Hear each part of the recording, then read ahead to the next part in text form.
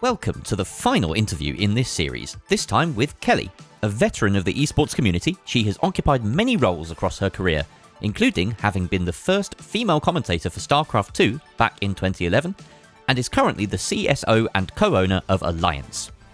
After making her surprise debut in the finals esports on the desk at TGM 25, and now getting back into hosting and streaming, I listened to Kelly's informed takes on topics such as cashout, format design, and the finals competitive ecosystem. So the fact that you've said the words granulated cashout before we've even started it is really promising. It means you're the most well prepped, which is really nice. I guess I always hope that I can bring like a little bit of different view, because obviously I work in an org, so maybe I look at some things a bit different. And of course, players are gonna have like very differing views from everyone else anyway. So first of all, Kelly, would you like to introduce yourself briefly? Hey Jerry, hey everyone, my name is Kelly. I am the co-owner of Team Alliance, but I'm also a gamer of the finals since August last year, and I'm really into the scene ever since we started to pick up our team, and for some reason I even ended up coming back to streaming after like 10 years because I just love the game so much. Nice. All right. Thank you for coming on, Kelly. It's been a real pleasure. I've been looking forward to this interview for a bit. So I am going to give you a lot of questions, and I don't want to influence your decisions too much by giving my own opinions, but I will inevitably start having a chat with you over the course of it. Some of the questions are quite loaded, so that's just because I'm really bad at writing questions, as I found out. So just sort of go with your own, gut response to each answer, basically. So here we go. First question, a bit of a warm-up question, more general. Ignoring individual class balances from like heavy, medium, light, and gadgets and stuff and weapons, do you think that Cashout is a balanced game mode? Personally, I haven't really like thought about it that way, if it's balanced or not. But I definitely think it's a good game mode, and it's why finals is the finals. Let's put it that way. Compared to all other shooter games, like I would say this is the unique characteristics of finals. Cool. Yeah, that's a good way of putting it. Okay. Nice quick one. Next one. In your experience playing and watching the finals esports, do you have a format or a tournament that you enjoyed watching the most, and what made that format good? I gotta be honest, I feel like I'm gonna be roasted after this interview, because I think I have very different opinions from at least all the pros, because obviously I talk to the pros quite often, and what I like might not be what they like, right? But generally I quite enjoy seriously almost all formats that have been coming up this year with Ape Squad Classics and PHL, because I think it's something new. In the grand reality of esports, right? I've been in esports for like 20 years now. I would say that finals is so new. It's a year one esports. We shouldn't be locked to a format, because I don't think all of us exactly know what is the best format yet, which is why it's so important that we have all these like tournaments that we're kind of experimenting different point system.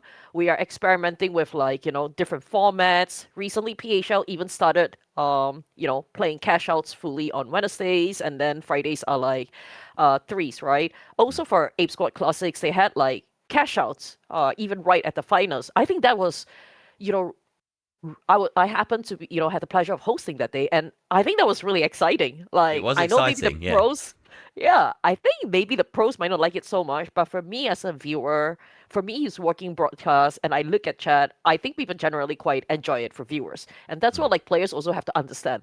Like, your esport is an esport, depending on how many people are number one playing the game, and number two, how many people are watching the game. So even though there are some formats that like pros might prefer, like only playing threes, the reality is that a lot of the audiences are mostly casual. Like, I would say 1% of every esport is like extremely competitive, right? Then you have like 10% where it's the sweats. So I feel like, the other 90% of people, they just want like an entertaining broadcast. And for finals, that is definitely cash outs because so many things can happen there. So I think Mm. like these mix of formats that we've been seeing like online for PHR and ASC in the past couple of months, it's been really exciting. Great, yeah. I love that experimentation was mentioned because that seems to be a bit of a theme in other interviews. That we are in a period of truly experimenting, and that could be something to be embraced. And obviously, it generates some anomalies and things that don't go so well. But we're learning from those. So cool. Okay. I think I had a question here about kill points. Were you aware of the way that we had kill points before you sort of started in the finals last year? We had a system in some leagues that had versions of the game where you'd play cash out, but you'd also get points on a standing based on your kills individually. So it would keep tallying up, and that would add to your team's standing. Is that something you've ever watched in a league? I definitely have. You have. Okay, good.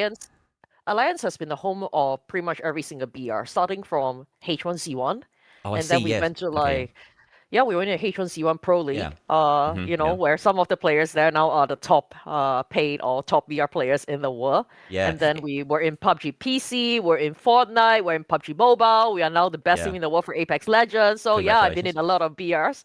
But It for didn't Q occur Point, to me. It didn't occur to me that you'd obviously have the kill points experience from previous titles. So yeah. So sorry, I sort of interrupted you. Continue. What were you no, sort of going? the truth is, I don't know if Q points is needed in cash out format. Maybe for threes, right? Why? Because for other games, the reason why Q points were added is because too many players were playing for placement points. And placement points in BR games are like, the higher you place, the more points you get. And Mm, because without a Q point format, and this is what I mean about like watching esports is as important as being a pro, right? If no one is watching you, are you really a pro? Are you really an esport, right? mm, But the games became very slow. It started to be like, it's the same what happened in Fortnite as well. Why they had to add Q point? Because people were like, there were like 20 people in the final circle. yeah. It's the same in all the BRs. What happened is that a lot of teams started to play very passive, which means that let's say the game is 30 minutes. For the first 20 minutes of the broadcast, when you're sitting and watching as a spectator, literally nothing is going on. People are just Yeah. looting, people are just rotating. So I think having Q points, right, it forced teams to play a certain way because Q points started to matter. Like if you get, 1 kill was 1 point in these other leagues, sometimes even Mm, more. And they even started to pay for Q points. Like some leagues have like, oh, every Q you get $50. It's crazy. So teams started to be like more aggressive. The broadcast became more entertaining. yeah. But for finals for cash out, to bring me back to like finals, for cash outs, I don't think it's needed because there's already so much going on. You already have to fight for the point, right? You Yeah. can't be like, okay, I'm gonna chill on the first two boxes and then fight only for the third box.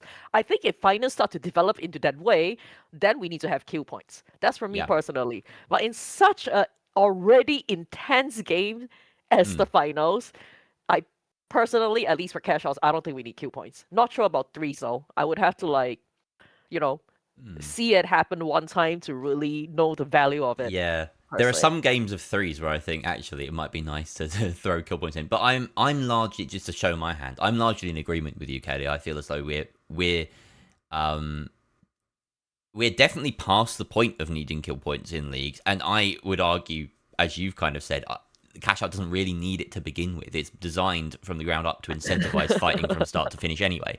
So yeah, that's an interesting one. I interestingly had pros say that they missed kill points and that they liked it. It incentivized a slightly different time to play.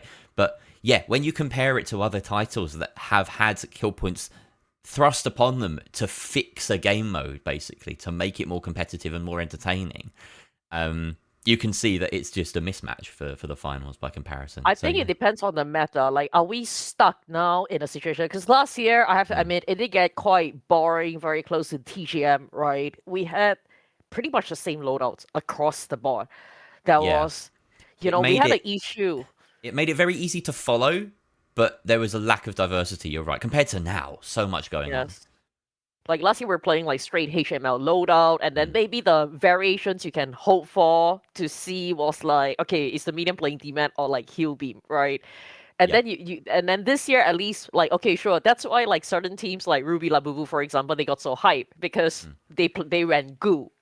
Just this is what I mean. Like, if you actually read the chat, people are like hyping people who are using Akimbo, or using Gugan, and in reality, it's not such a big deal, right? But it was getting so hyped because people are so tired of watching just a standard HTML loadout. That's why players who play like quite old, someone even brought a sword light. They just got so hyped. Like in the EMEA games, I remember there were a couple of Russian sword lights, for example. Yeah. And people are super hype about these teams, by the way. Like these teams were the ones that were getting noticed. The pro teams were like, okay, people know who they all are. But the teams who were running like unique loadouts, I'm sure you've seen it as well because you did all the broadcasts last year, even before me. People were hyping these like random players on the chat. Yeah. So yeah. And sometimes it even crosses over into being competitively viable, as we've seen from like Auntie's Goo Boys this year. Like, they're a top 4 side in North America, and they're running a completely unique and creative loadout and lineup. So yeah, it's really exciting when people get creative, and even more so when they actually also win games with it. It's really fun. So I really enjoyed that because that shows the spirit of the finals. Like, I'm a full supporter of believing, like, why I love the finals is that if you can't play the normal loadouts, my rank duo, like my rank stack, one of them is a melee player.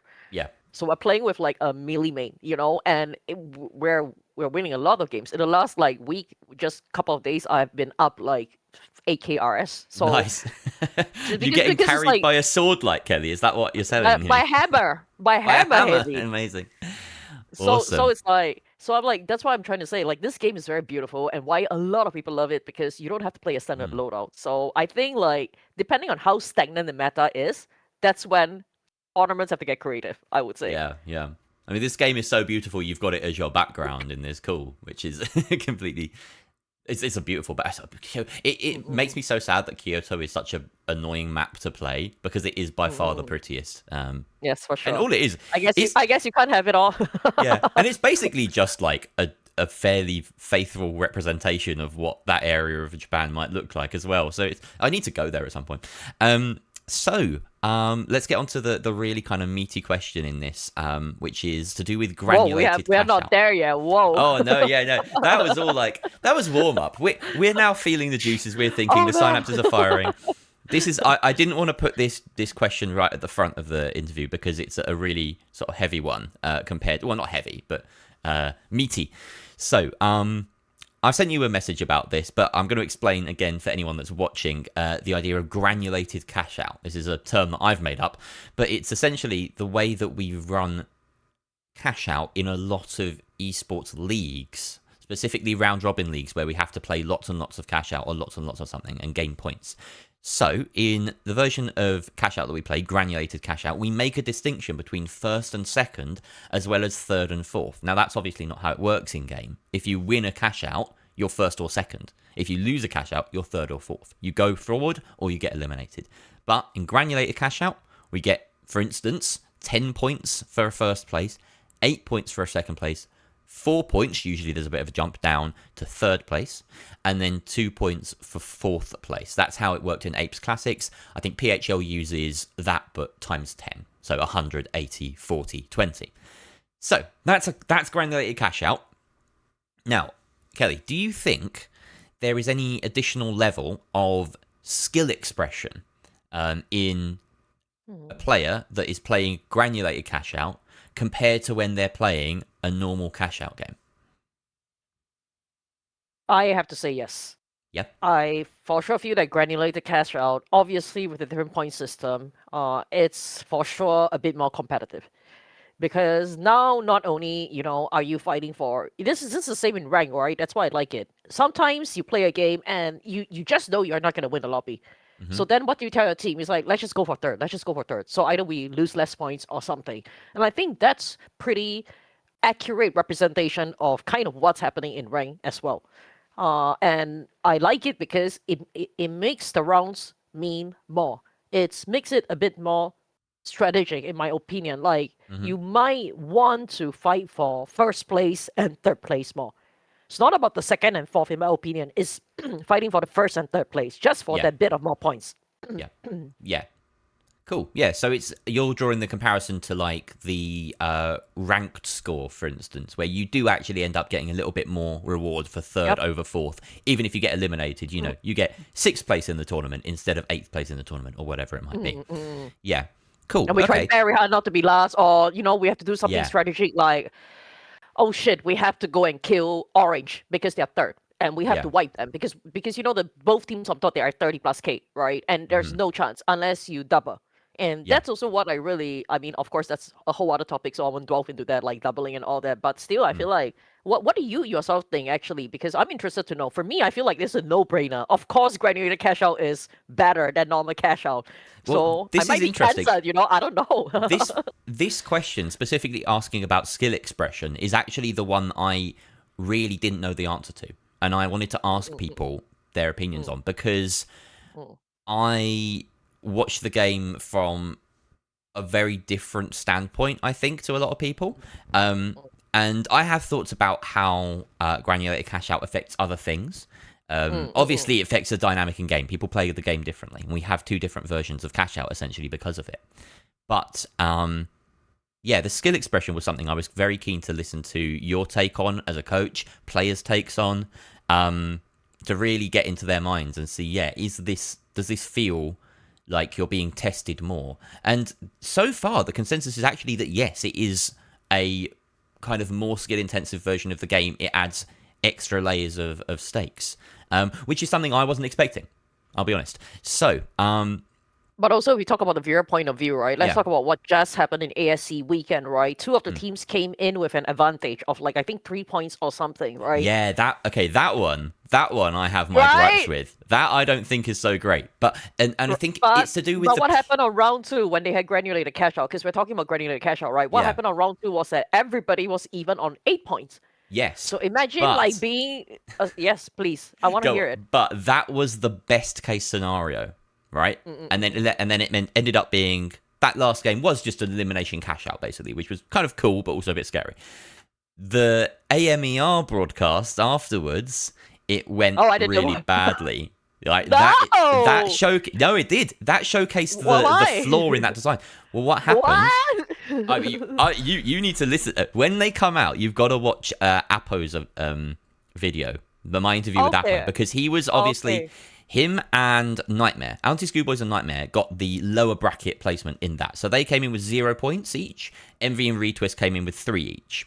What happened was, Envy and Retwist realised that their best chances to maximise their chances of going through would be to team up and make sure that the teams on 0 points don't get more points. So what happened is Envy and Retwist dominated the first game, and also the second game, and it meant that by the third game, there was no mathematical chance of Auntie's Goo Boys or Nightmare going through. So we had a third game of Cash Out in a grand final on broadcast, which was a completely meaningless game. And so it was just a chaos. Like no one did anything competitive at all. So that there is an example of maybe poor implementation of Granulated Cashout. It's not the right place for it, in the grand final. I come from a lot of other games, right? Then my question is, what's the point of being upper bracket? What's the benefit? Because then if I want to be a very competitive person, right, couldn't I say, this is why they should have won their games? This is why they should work harder to win their games on the upper bracket, because there should, personally, for me, as coming from comp, this is a discussion in every game. Even in CS, they said, if you come into the best of 5 finals, back then, in the old days, if you're coming in from upper bracket in a best of 5, not best of 3, of course, you get a 1 map advantage. So you're literally 1-0 out. Why? Because you fought like crazy in upper bracket, and that's supposed to be. That's what I'm thinking, right? If you don't get a benefit for winning upper bracket, what's the point of being upper bracket? That's my question also.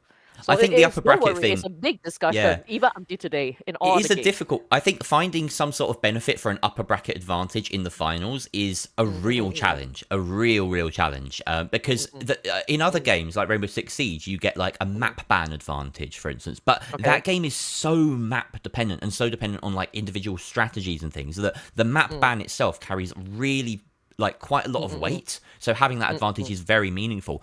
A map ban advantage in the finals does very little, right? Like everyone can kind I of play. think so too. Yeah, There's like 5 maps that exactly. people are playing Everyone anyway. kind of knows all the maps. Like not too many things are like super map dependent. So the better team will win on most maps, regardless. I think the upper bracket thing is one detail which made it even more egregious.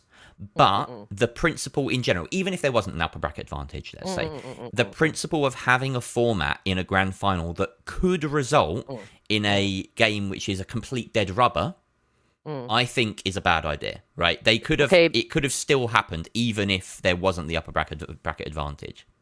But now we're delving into another topic that anyway we're getting cancelled after this video, so I'm just gonna say what I think, and then we go into competitive integrity. Yeah, because you literally said for America they were teaming. They were pretty much like shutting out a team. Okay, teaming is a strong word. Yeah. Listen, Well, like they were what we're playing. saying is that They were playing the right. Yeah, they were playing it correctly. This is the thing: is Apo wasn't upset about this because he saw this. He looked at the maths of it and was like, "Well, of course they're going. Yeah, exactly. You know? Of course they're doing that. It's the right thing to do in their strategic position." But yeah, do you think that in right. EU, okay, I'm not gonna be an ass. Like, look, I love the NA players, especially anyone else, right? But then it's like, isn't it a skill issue? Like, sorry to say, okay, why is it that in Europe the lower bracket teams could have won the first game, right? Of course, because the lower bracket team was 5 fears. That's the difference. Yes, you know, they're good. So yeah, I mean. It's a skill issue. You're right. You think the upper bracket team didn't try to like deny them the points? They must have thought the same. They must have thought the same as any players. If you look at the games, they fought so hard, right, to like try to like stop them from like I think someone got third party right away at the start also even. But it's like it's a whole other topic of like, okay, number one is competitive integrity, but also at the same time it's strategic. So it's like, and then the third part is like skill issue, right? Like, then you should have either won the upper bracket game, or you should have been able to win the first game, because it's not like the lower seed games didn't like win some games. But that being said, I understand NA is a bit different because it's, in some ways I feel like, okay, yes, we have 5 years here, but then below 5 years, NSS is like a lot of the other teams are equal. I wonder if NA is the same, where okay, it's 2 to 3 teams that are on the top, and then it's like 8 other teams that are in midfield, you know, that are really close to each other. So we're getting into the real nitty gritty about all these different things, how upper brackets affect things, how granulated cash out might affect things.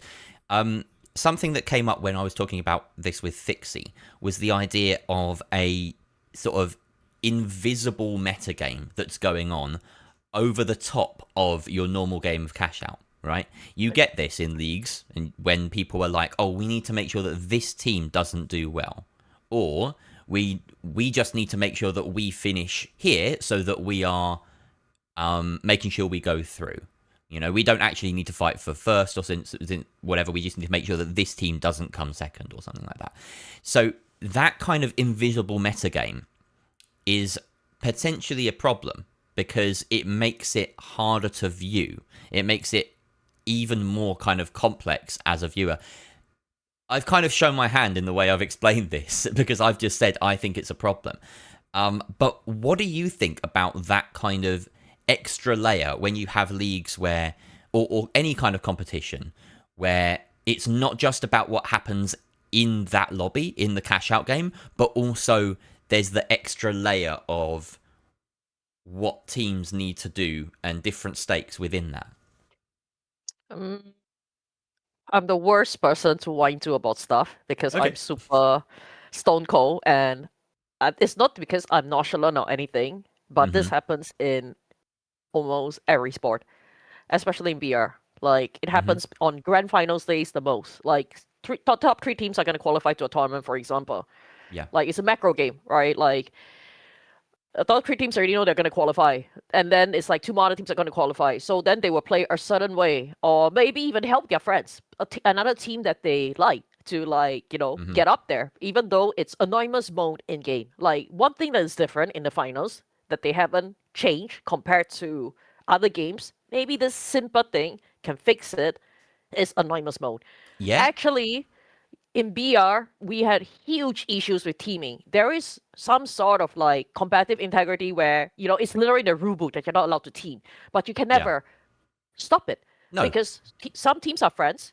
They can talk, you know, behind the back, be like, yo, we're going to land here. Like, this happens in PUBG a lot. Okay, we're gonna land here, you know, you're gonna land there, and then we're gonna fight this area, and then hopefully we get into the final circle together. Obviously, you're not teaming to like get the final result, but they team in a certain way that they would drop on someone together to fight, like to 2v1 that team, or they would drop on like certain parts of the map so they would be in the final circle together, and at least they're guaranteed top X, right? Yeah. This happens in a lot of BR games, and even though, look, it's not gonna 100% solve the problem. If you're a super pro player, you can look at people's clothes, loadouts, you know. Yeah, the loadouts are the main thing, right? Like someone exactly. even if you manage to get like an anonymous mode in game, you would, give everyone default skins, default like everything, but the guns and the gadgets have to look the same. And if you see someone running around with a revolver, you know that's going to be, Cafe Neo instead of any of the other mediums in lobby.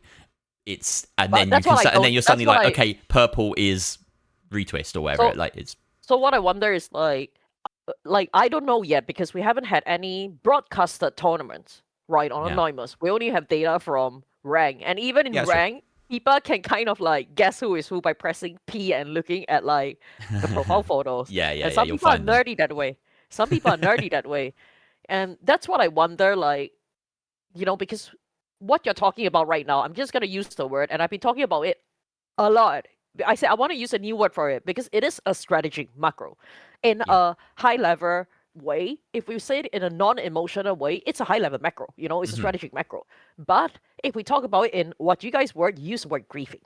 And I hate the word griefing. Yeah. And I've been talking about it on broadcast now on PHL. Sorry about that, for like 2 weeks straight. I'm gonna talk about it tomorrow again, when we're on. But like, I hate the word griefing because it is like, I get the meaning of the word, but you are also making a strategic decision because yes, exactly. Yes, in theory, for anyone to hear it, it sounds really bad, but actually to do it, it's not that easy because you're risking your game. What you're doing is that, first of all, you have to take control of your game, right? You already have to be, normally you're at the first place if you're making these decisions, right? You're at the top. So it's like, you're making a decision, but you're also taking, yes, you're earning, but you're also taking a risk. Like, first of all, you have to fight like crazy for the first 2 votes for you to even be able to be in a position on the third vote. So then is that like, as the pros like to say, is this a skill issue then? Shouldn't you be in like a, is this like kind of representation of life? You need to like, work yourself to get yourself to somewhere to be able to have control of the game. I'm saying that having control of the game is such a much better word than griefing. Because that's what for are you fighting so hard for then? What's the point of playing cash outs? It's a very, you get what I mean? It's a very kind of, I think, a juvenile way of looking at it because it places you as a victim, right? It's like, oh yeah, I've been griefed, right? That's where it comes from. But it's also just a complete misapplication of that word. Griefing is something that is like a reportable offense in other games, right? It's a reportable offense. In most other games, it's because a teammate in a two-sided game is like, team killing you or whatever it might be, or like deliberately making you lose HP or whatever it might be. Like, that's not what this is. You can't be griefed by another team.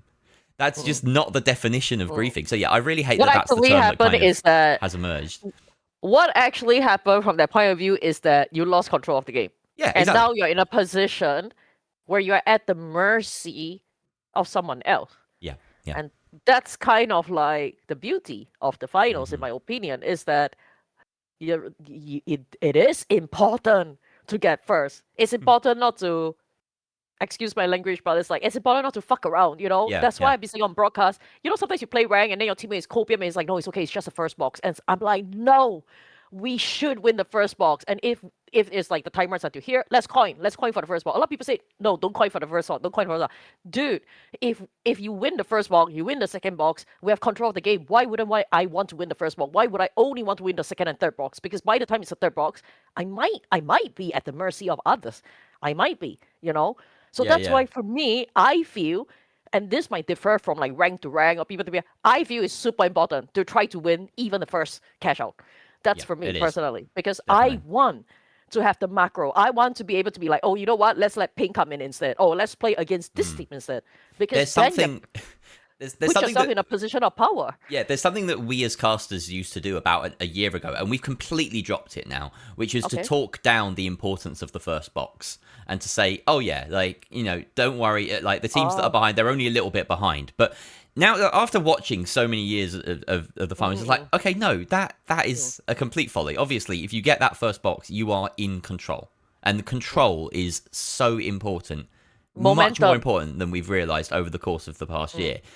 Maybe it's because the playing field has evened a little bit. A lot more teams have caught up to the elite teams, and it's not just the case that if Five Fears lose to the first box, doesn't matter, they'll get the next two. Like that's kind of not what But it it is anymore. matters. Yeah, It it matters. really Even matters. in the games yesterday, I was watching. Yeah, Like I think they even lost the first map. They were like third or fourth or something. yeah, They in PHL. So that was crazy because yeah. you lost control. And anything about gaming, I'll tell you is that when it comes to FPS game or like actually any pro game, it's all about momentum. Hmm. Like you can be the best shooter in the world, like and if you don't have like synergy that day, if you don't have momentum, so many teams, especially in grand finals, so many teams win because of momentum. Yeah, They, yeah. they just have a good flow because when you win the first box, you're already in control because you're in control of the timings. Then you go to the next box, and the next box, it's about like the motions, I guess, as Zoomer like to say. Yeah, yeah. The So motions, the momentum. we've spun around interestingly to a point I wanted to ask. We talked a lot about cash out. I wanted to ask you about the Grand Major 26. So what's coming up? So first of all, just a quick question: are you familiar with the promotion format and the throne format that have been revealed? I am familiar, but I'm still confused. Okay, fair enough. That's good enough for me. I read it a lot of times, the King of the Hill Yeah, format. I'm like, I think I yeah, know what it means, but cool. I'm All gonna right. wing it. Well, let's start with that one then. The throne format, which is like that King of the Hill thing, that's going to be at the Grand Major final. Sort of an adaptation of the 4-team format that was in place last year. Now, of course, we have that 5th team and the idea of a team that sits on the throne, so that once they've won a game of cash out, they don't need to go back to cash out unless they lose a 3v3. Right? So, what are your thoughts about it? I mean, yeah, how do you feel about it? I'll leave it as open as that. I guess we talk about it at the start of this convo already.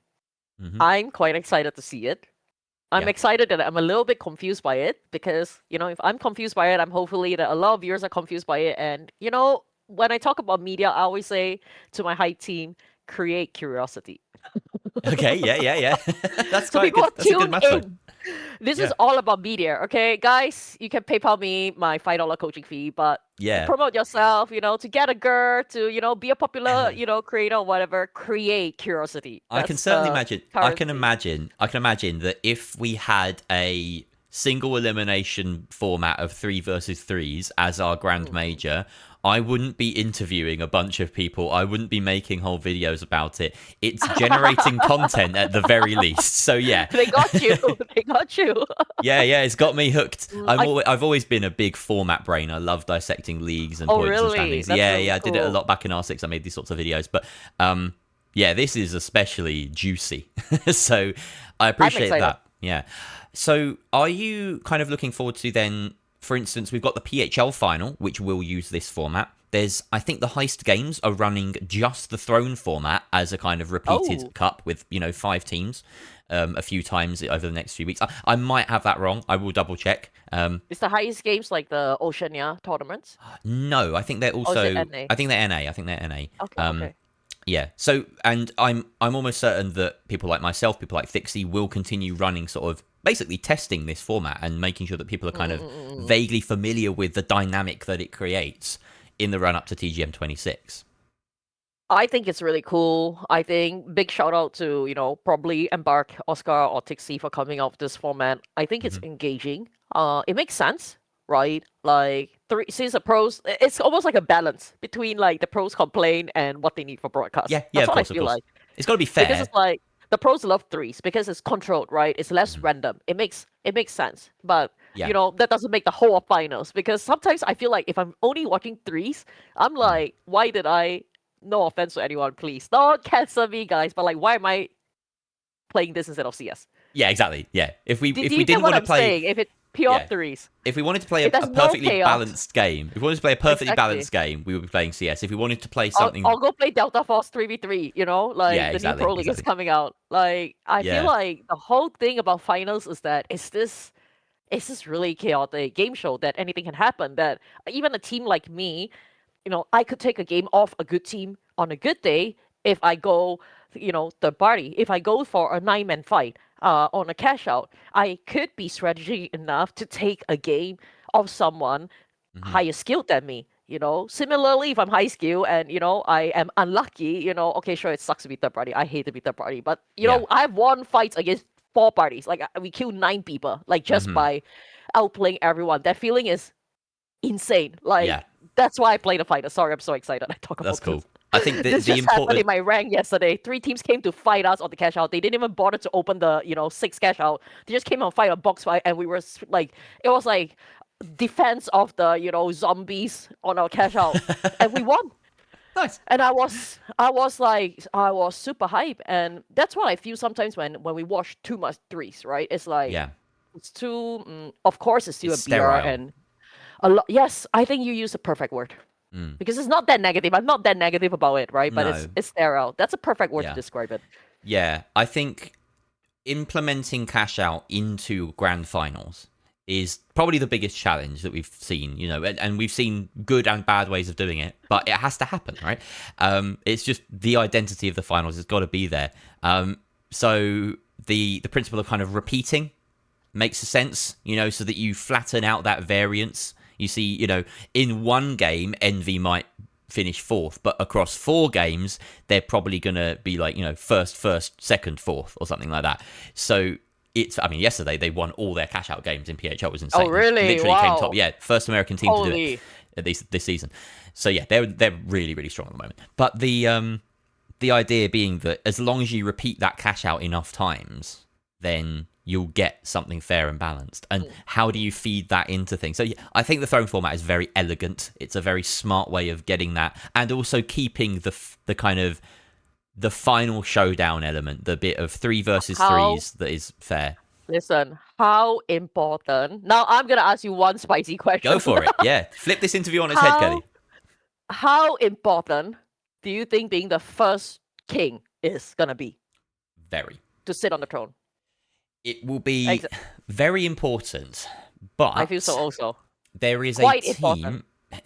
There's an interesting dynamic, because last year, there was a very clear favourite in Nightmare in both cash out and 3 versus 3s. They were the best at both game modes, which tends to be the case, to be fair. But it was quite a distance that they were better.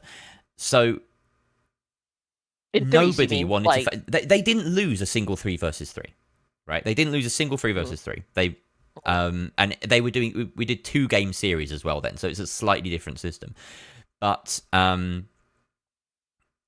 if you have a team that is good enough to escape the cash out once, if you have a team that's really, really good at cash out, they're not going to be safe on the throne, because they're going to be challenged by the next best team. It's not just the second placed team, right? So it's whichever team is best out of the remaining 4 is challenging them, not just the second place team in that cash out, right? You're not going to be able to bring people through with you in the same way, right? So it's, I think, a bit more of a pure representation. The final 3v3 to get a point, it's a purer representation of which 2 teams should be there. And so you might end up with more balanced 3 versus 3s. Like Nightmare versus Space Station felt like a complete washout, right? Nightmare versus Secret was a lot closer. I would have liked to see Nightmare versus Fnatic as well in that grand final. But yeah, I think we're going to have closer 3 versus 3s because we've got this 5th team as well. And I think we're going to have closer 3 versus 3s because we've got sort of... No, that's exactly what I mean. Because we've got the 5th team. I thought I had a second point there. Yeah, what I'm worried really about is that Is 3 points enough? Is it 3 points to win? Three Yeah, crowns? yeah, 3. So That's my worry. I feel like 3 is too little. It should it's be like scary, isn't it? 5. Because That you're well, basically playing three it threes. was Do you it get what I was mean? That's what. it was basically 2.5 points last time, right? Yes. In a Yeah. way, because we did best of 2 series. So you could have gained 2 each time, but now you only gain 1 each time. So you have to win 3 entire 3 versus 3 best of 3s, I believe they are. But So in yeah, reality, in reality, yes, I'm thinking of this. It might be very long. We might end up playing 8 games, but maybe. 3 sounds. The reason why I also agree with you and feel like being on the throne first is so important because Hmm. if you talk about statistics, that's 35% of the job done. Yeah. Like having that 1 point to start with, and also potentially, usually you get the momentum to roll into game two because don't forget, while they're playing cash outs, you're also watching the team play. Yes. The You're, downtime you're is sitting important. on the king. You're the king looking Yeah. down at the peasants fighting to come up to your castle to like knock you down. Now, I on do that worry note, that 3 point will be too short. on that That's tiny all. detail about waiting, is it something in your experience? Because I was talking to Apo about this, and of course he has a relatively limited experience of competitive play in the Okay. finals. But you've been coaching, you've been overseeing Alliance as well in many different ways for a very long time. In your experience, does downtime and being able to watch your opposition and strategize and prepare, is that better or worse than players staying warm and being able to play continuously? Because that's the You're trade-off. asking the $1 million question, I feel Yeah. like. And until today, even after 20 years, I don't have a good answer because I've often even seen grand finals where lower bracket teams win. Because on grand finals day, the upper bracket team doesn't have to play. That's Yeah. typical. And like you're waiting upper bracket just to play a finals game, whereas the Mhm. lower bracket finals is happening on the same day. So then the lower bracket team comes in with a momentum because they just won their game. Yeah. They won one series, and then now they're gonna play their next series when they're warm, as you said. Like, there's no extra enough like data, even after working with teams for 20 years, that I can say that either one is an advantage. And I think it depends on the team, what the team is like. But until today, the data is still so 50-50 that there's no correct answer to this question. That's what's crazy. But of course, it's always a disadvantage to play LB. Why? You usually have to play more games. So you're at more risk. You have a higher chance of getting kicked out before you reach the grand finals. You have to use more of your strategies. So it depends on how prepared you are as a team. Like, Hmm. don't forget that the teams are like, okay, maybe it's different in cash outs and threes in finals because it's a different strategy to play both games. But in a lot of the other games, like let's say we talk about MLBB, Dota, CS, or whatever, the problem is like you have to show your strats. You have to use more of your strats, and then you might not have as much when you reach grand finals. That's the Hmm. thing. Cool. Because sometimes you can fall to LB quite unluckily, is what I feel. So yeah, I wish I had given a short answer on that, but That's all interesting right. enough, I feel it's still kind of even there. Great. Okay, I'm just looking at the timer and thinking I've got 2 more questions I want to ask, so we should try and keep Okay. these a little bit briefer, but it's fine. One of them is about the promotion format, and that's just the way that we've kind of, or Thixie has kind of built the ranked tournament structure, basically, into the official esports format. So you've just got, you know, 2 cash out games that go on side by side, and then they feed into 1 cash out game, and then that feeds into a 3 versus 3, and that winner then progresses. Then you do that all again, but you just bring another team in to backfill. You do the whole thing, and you keep doing that. You keep bringing teams up to this point where, you know, they come in later, and eventually you get the number of teams that have, you know, every team that progresses has won one ranked cash out tournament, basically. I wonder What do you how think about that? do they get seeded through like how well they Yes. do in qualifiers? So the first Wow. stage of it would be a Swiss. They do 1 week of Swiss, and then you get like a top 8 and a top 16. The top 8 are in the upper division. They immediately can try and qualify to the next stage. And then the 9th to 16, they're in like a lower division, so they have to do the same thing. They have to win, but their wins get them put in the upper bracket, basically. So yeah, that's how that kind of works. I'm sure, as I said, we're gonna get It's cancelled crazy. out of this interview anyway, but Yeah, I think it's pretty exciting. fair enough. Guys, keep in mind, I've only played finals since August, All and right. I'm unfortunately, unlike a lot of you that start to hate the game a little bit, I love the game a lot. That's cool. I think it's exciting. I think it's It is exciting. It is exciting. It's exciting to follow. It's gonna be exciting to watch. Maybe it's not gonna be exciting for the pros, but Yeah. yeah. I think it's gonna think be very exciting, in my cool. opinion. We can chat about that afterwards. I think it's quite forgiving. I think, if you have one chance out of like 7 or 8 chances to just win a whole ranked tournament and that's your win condition to progress to the next stage, that's pretty cool. But let's move on to the final question, which is more general. I would like to ask you, if there's one thing that you could change or improve about the finals esports ecosystem as a whole, it could be to do with the format design. It could be to do with what's going on at grassroots. It could be to do with player mentality. It could be to do with socials, promotion, anything like this. What would you change? What would you say needs or should improve? Wow. It's a big one. That's you said it was the final question. We have to make it fast. Okay, I'll think about it quickly. That's fine. That's I fine. feel like this is just so many things. I think for esports to be successful, everyone has to be invested. I think it's no secret that we had a huge drama at the start of the year. Yeah. Personally, I was very disappointed by it. I was so disappointed that I couldn't even turn on the game for like over a month. I was really heartbroken because I felt like a lot of people had that. To be fair, a lot of people felt that way. It was really difficult to actually get on the game during that time. I was so burnt out because I was like, guys, we're on year 0 of esports. Honestly, shout out to Embark. I'm even surprised they came back to host finals the finals TGM this year after what has happened. I feel like we tried to speedrun ourselves to death. Like, we're such a small community. For for us to be successful, we need to all be in this together. We need to like not have so much personal beef. We need to like all, kind of try to grow the game in our own way. Some people are very invested in their clubs. Clubs in games are quite a big deal, for those that are not in that ecosystem. Some people are involved in the comm scene, which is like PHL, ASC, and like all of us who are working broadcast, right? And then there's also the big group of like casual base over there. And I just want to remind everybody that, in the grand reality of how big esports is, we're tiny. We're like tiny compared to a lot of other games. And we just all need to lock in together for, I'm not joking, 2-3 years where we just need to keep all doing our own stuff, like keep streaming, keep participating in tournaments, keep turning up to watch the tournaments, keep being part of the different communities. There's so many different communities in the finals. Like, we all need to be invested and be passionate together instead of trying to step on each other, to create like drama. Don't get me wrong, of course sometimes shit happens, and I agree, like things need to be caught out, like especially if like it can't be settled. I think it's I'm all supporting. I'm quite confrontational as a person, so I quite support like having people take accountability or whatnot.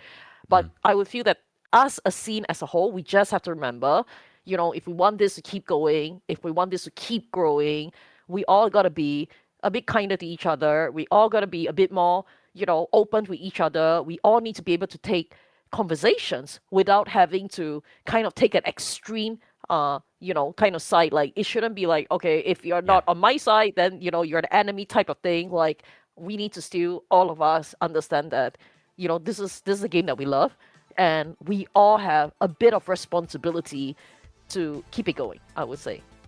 So, sorry if that was a very long answer. That was a fantastic answer. I couldn't have put it better myself. Kelly, it's been an absolute pleasure to have you. Thank you so much. This was only just one of the longest interviews I've had. I think, Don't put 2 hosts together. Yeah, exactly. Me and Young had the same problem, right? We yapped We're for so paid to yap. Yeah, exactly. It's fine. I hope if anyone's watching the long cut of this that you've enjoyed the whole thing. But yeah, thank you so much, Kelly.